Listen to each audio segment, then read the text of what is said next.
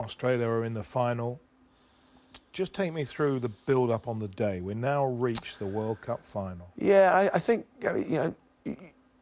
when you say that, when we go out training in the week, and I think, this feels like any other training session. I know it's a World Cup final, but it's still a training session. And actually, I had that thought on the game. We came out, and after 2 minutes, I thought, this just feels like a test match. Because we play Aussie, we play them quite a bit. It just feels like a normal test match, which is what you will need to feel, I think, for me. Yeah. We know it's a World Cup final, obviously, but the process of winning it is still the same. You do the same things. And I think we'd maybe lost that early in the tournament, and guys thinking, it's World Cup time, I've got to do that extra special, different thing. No, you don't. You just go and do what you do. You do it well, and that will get you there. Yeah, you've got good players, and if you gave them the chance to do something, Jason Robinson's break to beat Wales, whatever it is will happen, but don't force it. Do what you do normally in any other game. So the build-up on the day is long because it's an evening game. You almost split it into two halves, I think, because you wake up at 8 o'clock or 7:30 in the morning, and the game's 12 hours away. It's a long, long time, and my process would be, we have the team meeting the night before, which is pretty brief, and Clive we'd have a motivational video, and Clive would say a few words, and then he'd leave the team to the captain, and he'd go, guys, believe you were captain. And we'd started having a bit of a laugh after when the coaches had gone, because we'd been so relaxed and so confident we knew what to say. We used to play a little word game amongst ourselves, at that point, and then come out of the meeting quite relaxed, because you can get very tense when you start thinking about it. But on the Friday night before the match, I just said to guys, look, whatever it is, just do what you normally do. If you do it, do it. If you wouldn't do it, don't do it tomorrow. Let's just go and play. Just do what we normally do, because that's won us. We'd won 16 out of 17 Test matches that year. We go and play, and I think for me, when you walk out and you say this to people, there's 80,000 people there. There's millions, like you say, watching on TV, maybe a million, hundreds of millions globally. But you're on a rectangular grass playing rugby union, right? We've been doing that for 22 years. So just go and do what you do, and don't worry about the rest of it. And like you say about winning a World Cup, yeah, it's a final, but how do we get to that end point? Well, we get to that end point by concentrating on right now. And they scored after. Well, just like the England they win in 66, scored after not long. They take the lead, and you're to go on and win it in extra time. An amazing parallel there. Yeah. So what did you think when they scored early on? It's not ideal, but they executed a cross kick. They had a 6'3" winger, Lottie Zakiri, against Jason, who's 5'8", probably in his best day. He outjumps him by an inch. It's going to happen if they execute that perfectly. Then it's very tough to stop. So let's not dwell on that. The fact is, we need to probably score next. It's nice for us to miss a conversion, because 7-0 versus 5 is different. Because we get back to 5-3, you're right in it. So the next act is for us to just get back in, do what we do, just get the score, and get on with it. Don't start panicking. Of course, the first thing that crosses your mind is, Christ, you don't want that, do you? The crowd's going now crazy. But let's just go and do what we do, and we did, and we started getting a lot, possession. My thoughts of it, and this is not backed by any sort of review of the game or statistical analysis. My view is that we probably had a little bit more possession, but actually a lot of it was around midfield, maybe in our half, and we ran a lot of them with the ball. We didn't make a huge amount of progress early on because the defence is fresh and we're not getting anywhere. I remember thinking, I think Johnny got us back in 5-3. I remember thinking somewhere through the first half, we're not making a huge amount of progress on them in terms of getting yardage with carries. Do we need to change and kick the ball a little bit more? And I remember thinking, actually, they seem to be wearing down a bit. They looked a little bit more fatigued than we did. And as the scores progressed, 6-5, I think it got to 9-5. I thought, no, we're getting on top of these guys, and then we do with a try. And often in rugby, the try comes, there's a little bit of fatigue comes in somewhere. Someone doesn't do their job quite right. It gives you that little half break that leads to, all snowballs into a score. And Johnny got with an inside pass, I think, to Lawrence. No, sorry, the other way around. Lawrence got an inside pass to Johnny. The inside cover probably wasn't quite there, and Johnny manages to go through and then find Jason to give us the try. And I think it was 14-5 at half-time. We were on top of them. And walking off when the half-time whistle went, As you walked off, you know, we'd always had this thing about jogging off at half time. Even if you're knackered, make it look like you're fresh, jog off. So we jogged off, and they looked tired, physically, mentally. They're 14-5 down now, 9 points. And we were on top. And, you know, famous last words, it's sometimes more difficult at half time when you're on top than it is when you're behind. Because when you're behind, you need to make changes, you need to regather yourself and go. And I think our message, you know, was let's just keep going, which is no message, unfortunately. When, you know, it's no message. And I think if you'd said to us, go and score first. If we score first, we win the World Cup, which we probably would have been true, would have probably broken their backs a little bit. They'd never have given up, but it would have been 12 points or more. I think we'd have got in. And actually, we just bumbled along in the second half. It was very strange. And I don't really recall, even at the end of, you know, flatly kicked them back in with a couple of kicks, but they never looked like scoring a try. They were long-range kicks, you know, 35-metre kicks for sort of technical offences. We never felt stretched in the second half, and we had lots of opportunities to attack, and we dropped the ball. I think Johnny missed a drop. It was a sort of I remember thinking, looking at the clock going, there's 36 minutes gone, 37. It's a non-event the second half. And it all felt a bit flat. We're going to win this World Cup. We haven't scored a point in the second half. It felt quite flat, bizarrely. And I looked up, you know, probably 5 minutes to go, and then lo and behold, he kicks, you know, they have a scrum. It goes down in the first, you know, they should have been penalised in the first instance, they weren't, and we were penalised in the second instance. And he kicks a goal. And you've gone from that feeling to suddenly, you're not back to square one, you're back to minus because their crowds are going crazy, they've got the momentum, they scored 9 points to 0 second half. We haven't seemed to have done much, really. It felt like we hadn't done much in the second half. We'd almost just been sort of happy to, you know, take a 0-0 draw and go and win the game. And I'm sure that wasn't what we were doing, but it felt like it a bit. And you walk back into the huddle because you stay on the field. I was thinking, you know, it's trouble. This is trouble because they're back in it now. If they get their tails up, they can be a very different team. And we've just blown this because actually we should be winning. You know, we should be now in the World Cup winning. You know, give us the ticker tape and champagne and give us a trophy moment. But we're not. We're now back to where we are. I remember coming into the huddle. I looked round into faces, you know, into eyes, and I thought we'll win. Just looking at the boys, I thought, no, there's no way they'll win because we'll just do whatever it takes. You could just see the determination in the face. There was no body language of, oh Christ, we've lost this, or what are we doing? We were just like, right, what do we do now? And you don't have to make you talk about leadership, who's giving leadership to who? Everyone's giving leadership to everyone else. I think Clive came in, realised he didn't have to say anything to the team. It was under control. I think he spoke briefly to Johnny. What would he have said to Johnny? I think he probably just reminded him about, you know, just take a chance, take a shot if you get a chance. The drop goal. Yeah, because people, you know, games like that are tight. I mean, they're not like any other Test match you're playing because these things are keeps. You know, they're for keeps. Like Lions series, a little bit. You know, Six Nations come every year, Tri-Nations as was. You know, European Cups. World Cups are for keeps, you remember it, and we're sitting here now 10 years later talking about it. It's all about pressure, handle that pressure, find a way. And it, you know, is the referee going to make you know, we had a chance to push them over in the first half, and we'd have pushed them over in a scrum because they had they'd lost their best tight head, they weren't the greatest scrum at the time.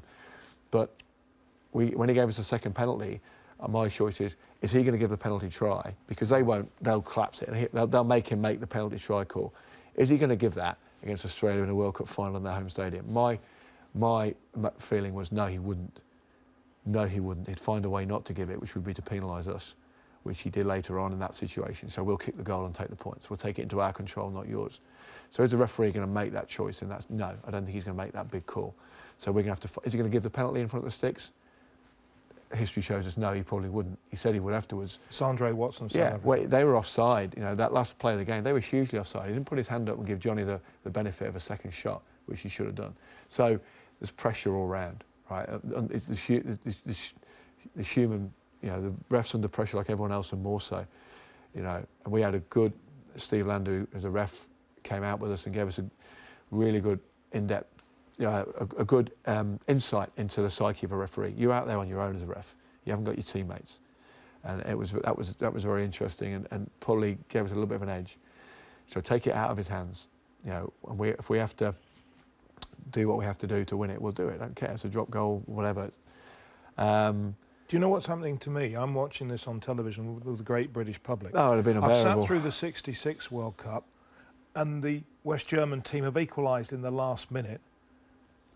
And here, the last seconds, Flatley gets a penalty, 14-14. Have we blown it? And that's what everybody's thinking. But are there any doubts in your mind? Well, I had the same thought. Have we blown it? But as you come back in, as I said, you see the players and their body language and their attitude to it. No, because we'd been there. If you'd said to us at the start of the tournament, hey, we'll put you in the final, we play 10 minutes against the Australians, and it'll be level, and you've got to beat them in extra time, we'd have said that's great for us, because we felt we're fitter than them. We play more rugby. I think when you play South Africans, particularly in the All Blacks, they're tough, physical guys. The Aussies are slightly different. They're very clever rugby players. They're not quite as physical. That World Cup final was not the toughest game of rugby I played by a stretch in terms of physicality, in terms of pressure and what you can lose, of course. But we hadn't made a substitution at that point, I don't think. We brought Jason on for Phil Vickery because Phil was getting very frustrated with the referee, and just to calm things down and let Jason. Richard Hill come back from a hamstring injury, so we brought Lewis Moody on. But we could have played.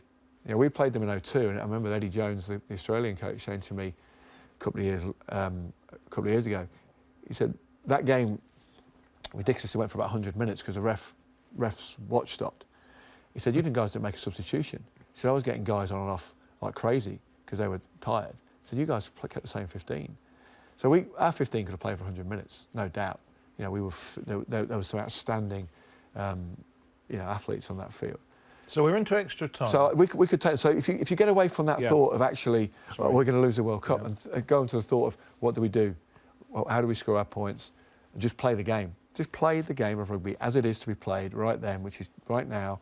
What are we going to do? Well, we're going to kick off. We didn't have to make any.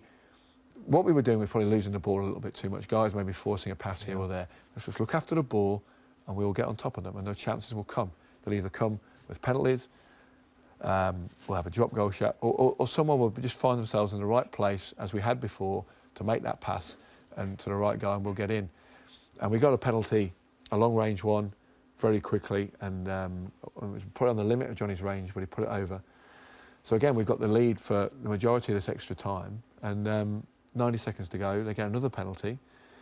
And we've now got 90 seconds. The whole World Cup's now down to 90 seconds. But again, you can either throw your hands in the air at the ref and complain, or Flatley's now out of our hands. Flatley's going to kick a goal, and I'm talking to Benny Kay, who calls our line-outs, Johnny, who's going to kick off for us, and Steve Thompson, who's going to throw the line out. And your choice is really at that point, you kick the ball long, put the ball in their court really, and make them kick it back to you, or you kick the ball short and try and regain possession. We had enough time. I just said, Johnny, we'll go long, we'll kick it, and we'll get the line out, and we'll play off that. And we said to Lewis Moody, who'd come on, so just make sure you're there to put pressure on the kick, because if they run it out of defence, out of their own 22, fine, we'll defend that and we'll get them under pressure, but they're going to kick it. So we called the long kick. The key was a line out. We're going to get a line out. We had to win it, and Benny Kay called our line outs, and Tomo was throwing them, and he'd missed a few, and he's probably a little bit unconfident of throwing it long, but that's where the space would be. They're going to mark me tight, they'll mark Benny tight, dare you to throw the ball over the back where Tomo had missed it a few times. So, and the key to that is just that interaction, that time and the pressure of the moment is Benny and me talking to Tomo and saying, mate, we're going to go long at the line out. And I think Benny said to him, look, and Tomo was a bit unsure, and Benny said, mate, if it goes wrong, it's our fault. It's our fault. And if you look at the video, Benny's when that line out comes and we kick off, Matt Rogers kicks it a touch, but Lewis gets a lot of pressure on him, so that kick's probably 10, 15 yards shorter than it normally would. If you watch the video, Rogers is shaking his head because he knows we're still in their half, There's one last shot. And you watch the line out, Tomo's there, and Benny's just nodding his head to him, just trying to catch his eye, just nod his head, yeah, it's all there, it's on. And Ben had said to him, we said, just throw it short, because he'd overthrown the back ball, you know. Just throw it short. If they steal it, don't worry. You know, that's our problem. And Lewis catches it. You know, it's a pretty low throw. Lewis catches it, and off we go. And Matt Dawson makes the break spontaneously to get us closer. You're involved next, though. Yeah, and